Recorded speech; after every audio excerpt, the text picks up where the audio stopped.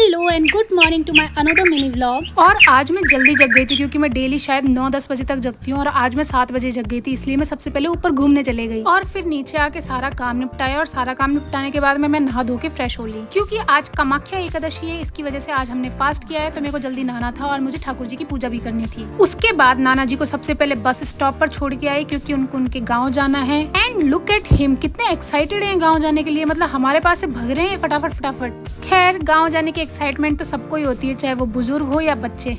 तो उनको उनके स्टॉप पर ड्रॉप करने के बाद में मैं सीधा घर आ गई थी और अपना सामान पैक करने लग गई थी डेली स्किन केयर का, क्योंकि नाना जी नहीं मैं भी गांव जा रही हूँ आज। इसलिए फटाफट लस्सी बना के पी थी और पीने के बाद में मुझे बहुत राहत मिली क्योंकि मेरी एनर्जी बहुत ज्यादा डाउन हो रही थी व्रत की वजह से। आपको मेरी आवाज में भी लग रहा होगा क्योंकि मेरी आवाज थोड़ी अलग सी हो गई है आज। देन मैं जल्दी जल्दी तैयार हो गई थी, अपनी वॉच पहनी। उसके बाद में आज ये मेरा स्टेशन लुक है, railway station look. Airport look तो अभी करने के लिए वैलिड नहीं हूँ मैं। तो रेलवे स्टेशन लुक को कंप्लीट करने के बाद मैं बॉटल भरी। बॉटल भरने के बाद में मेरे को गुन्नू आज छोड़ने जा रही थी स्टेशन पे।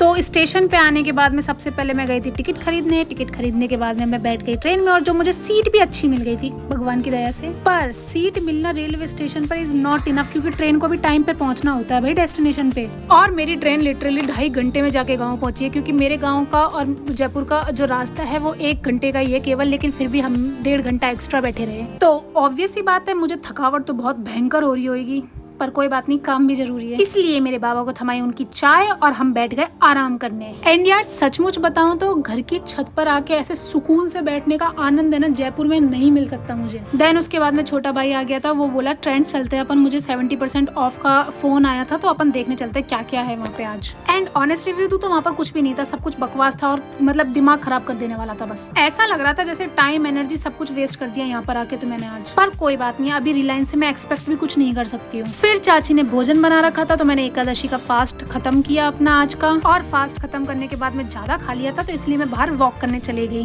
आज के लिए टाटा।